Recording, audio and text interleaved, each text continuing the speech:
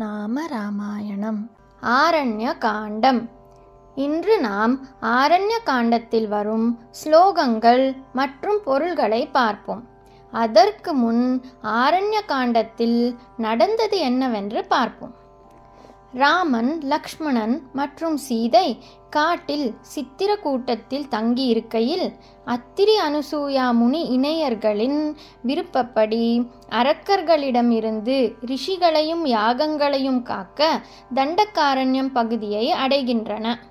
அங்கு விராதன் எனும் ராட்சசனுக்கு ராமரால் மோட்சமளிக்கப்படுகிறது.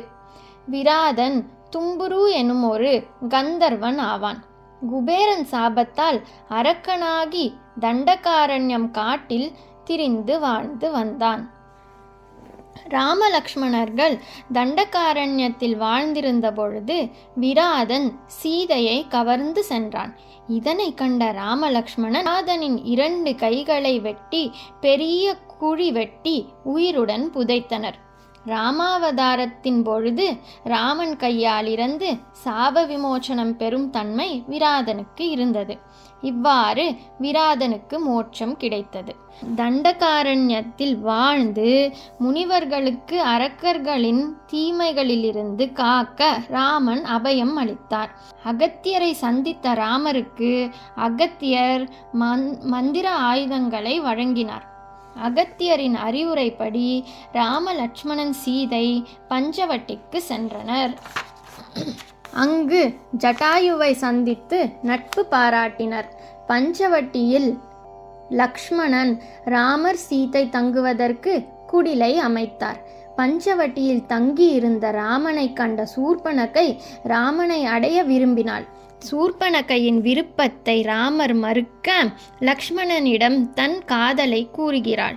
லக்ஷ்மணனும் மறுக்க அழகான சீதைதான் இதற்கு காரணம் என கருதி சீதையை விழுங்க முயற்சிக்கிறாள்.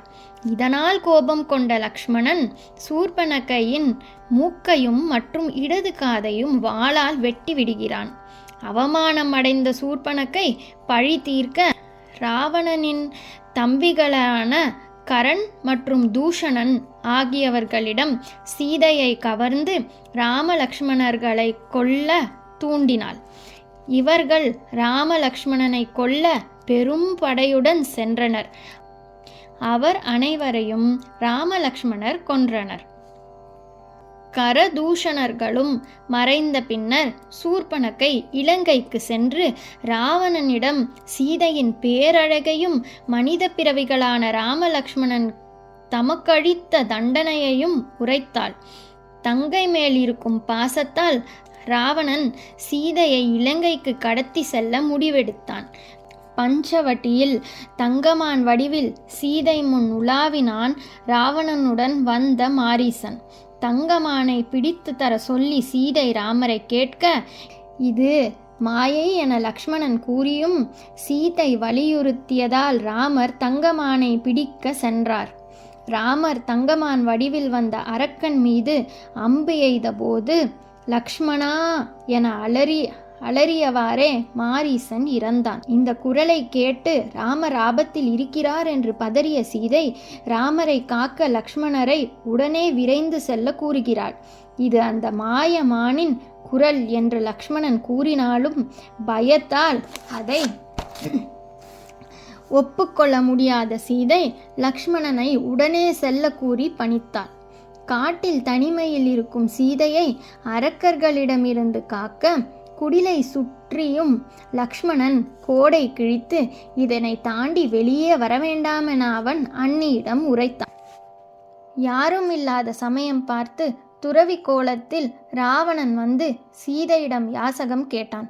சீதையை லக்ஷ்மண ரேகைக்கு வெளியே வந்து யாசகம் இடும்பாறு வலியுறுத்த சீதையும் வேறு வழியின்றி லக்ஷ்மண ரேகையை தாண்டியதும் அந்த துறவி ராவணனாக மாறி சீதையை வானவேலியில் கவர்ந்து சென்றான். இந்நிகழ்வை கண்ட ஜட்டாயு பறவை சீதையை காப்பாற்ற ராவணனுடன் போரிட்டதால் மூர்ச்சையடைந்து கீழே கரையில் விழுந்துவிட்டது.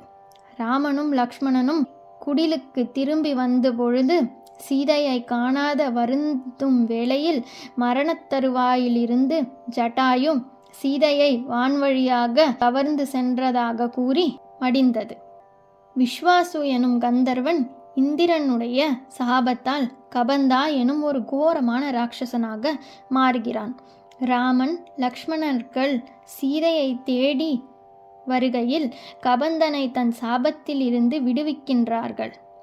இதைத் தொடர்ந்து கபந்தா ராமணனை ரிஷ்யாமுக மலையில் வாழும் குரங்கு கூட்ட தலைவன் சுக்ரீவன் உதவியோடு சீதையை கடத்திய ராவணனை தேட கூறுகிறான். ராமனும் லக்ஷ்மணனும் சீதையை தேடி அலைந்த வேளையில் மதங்க மலையில் சபரியின் ஆசிரமத்திற்கு சென்றனர். அங்கு சபரி அளித்த பழங்களை ராமர் உண்டு சபரியை மகிழ்விக்கிறார். தண்டகாவன ஜன பாவன ராம். அரக்கர்களை அழித்து தண்டகாரண்ய காட்டை புனிதமாக்கிய ஸ்ரீராமா. துஷ்ட விராத விநாசன ராம். விராதா எனும் கொடூரமான ராட்சசனை வதம் செய்த ஸ்ரீராமா. ஷரபங்க சுதீக்ஷ்ணார்ச்சித ராம். சரபங்கா மற்றும் சுதீக்ஷ்ணா முனிவர்களால் வணங்கப்பட்ட ஸ்ரீராமா. அகஸ்தியானுக்ரஹவர்தித ராம். அகஸ்திய முனிவரால் ஆசிர்வதிக்கப்பட்ட ஸ்ரீராமா. கிருத்ராதிப சம்சேவித ராம். கழுகு கூட்ட தலைவரால் சேவை செய்யப்பட்ட ஸ்ரீராமா. பஞ்சவட்டி தட சுஸ்தித ராம். பஞ்சவட்டி நதிக்கரையில் சுகமாக வாழ்ந்த ஸ்ரீராமர். ஷூர்பனகார்த்தி விதாயக ராம். ராட்சசி ஷூர்பனகையின் தவறுக்காக அவள் மூக்கை துண்டித்த ஸ்ரீராமர். கரதூஷண முக சூதகராம். கரண் மற்றும் தூஷணன் போன்ற அரக்கர்களை தடமின்றி அழித்த ஸ்ரீராமா. சீதா பிரிய ஹரிநானுகராம். சீதைக்காக சீதையை கவர்ந்த தங்கமானை பிடிக்க சென்ற ஸ்ரீராமர். மாரீச்சாதிகிருதாசுகராம். மாரீச்சன் விரும்பியபடி மாரீச்சனின் வாழ்வை தன் வில்லால் முடிவுக்கு கொண்டு வந்த ஸ்ரீராமா. வினஷ்ட சீதான் வேஷகராம். துளைந்த சீதையை தேடத் தொடங்கிய ஸ்ரீராமா. கிருத்ராதிபகதிதாயகராம். ஜட்டாயு எனும் கழுகு குல தலைவருக்கு மோட்சம் அளித்த ஸ்ரீராமர். ஷபரிதத்த பலாஷணராம். சபரி பழத்தை சிறிது கடித்து வழங்கினாலும் அன்போடு வழங்கப்பட்ட பழங்களை மகிழ்ச்சியோடு சாப்பிட்ட ஸ்ரீராமா. கபந்த பாஹுச்சேதனராம். அரக்கன் கபந்தனின் 2 கைகளையும் வெட்டிய ஸ்ரீராமா. ராம ராம ஜெய ராஜா ராம். ராம ராம ஜெய சீதாராம். ராம ராம ஜெய ராஜா ராம். ராம ராம ஜெய சீதாராம். தண்டகாவன ஜன பாவன ராம். துஷ்ட விராத விநாசன ராம். தண்டகாவன ஜன பாவன ராம். துஷ்ட விராத விநாசன ராம்.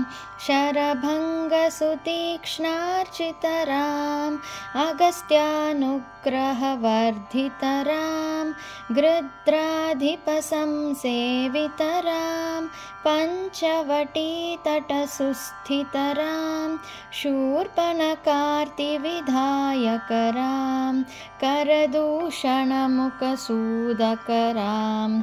सीता प्रिय हरिणानुगराम. मारीचार्तिकृधाशुगरां. विनष्ट सीतान्वेषकरां. गृध्राधिपगतिदायकरां.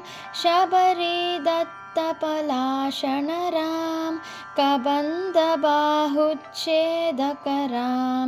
राम राम जय राजा राम. राम राम जय सीताराम. राम राम जय राजा राम. राम राम जय सीताराम.